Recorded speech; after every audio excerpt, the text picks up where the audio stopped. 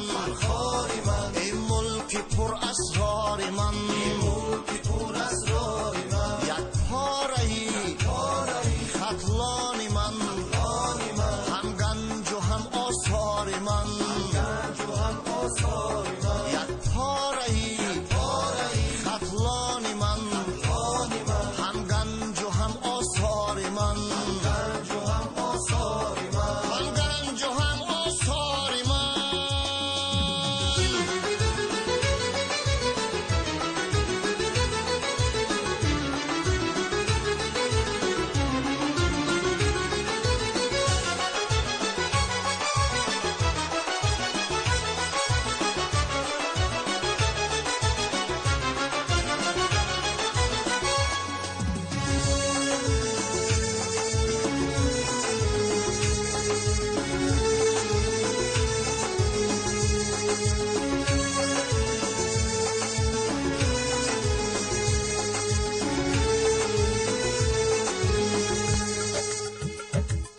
شادابی از دریای پنج، ارزد بگویم کانی گنج، داری ادیب و نقطه سنج، نامد فرح گویم مرنج. فرخاری من، فرخاری من، این ملک پر اسرار من،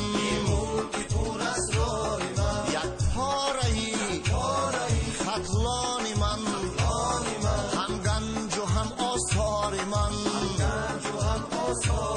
یک پاره‌ای خطلان من، هم گنج و هم آثار من، هم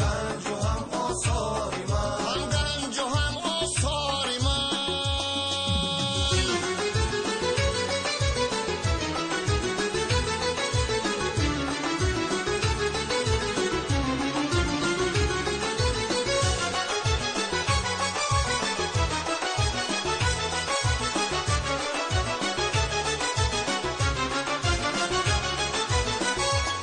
در غرب شاهی احتمت، زاری زرست در دامنت، صیاد چون جامعی جمت، شهری نیاگان خانمت. فرخاری من، فرخاری من، این ملک پر اسرار من،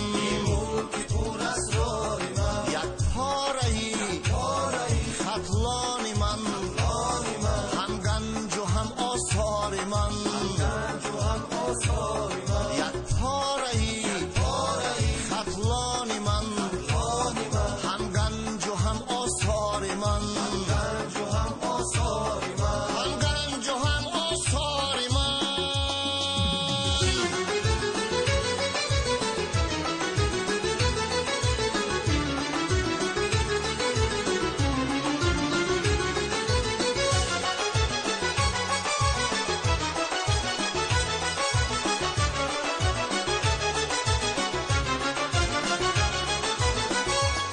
هستی دیاری باستان، هم لایق صد داستان، نامد به تاریخی جهان، ماند چو فخری تاجیکان. فرخاری من، فرخاری من، این ملک پر اسرار من،